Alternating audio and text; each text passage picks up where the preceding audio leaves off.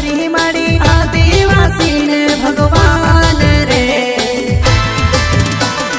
કોઈ જુબાન ને પાકી વાત રાખે રે આદિવાસી ઘોણા કાયદા વાળા રે संविधान ने पाप मान रखे रे आदिवासी बाबा साहब वाला रे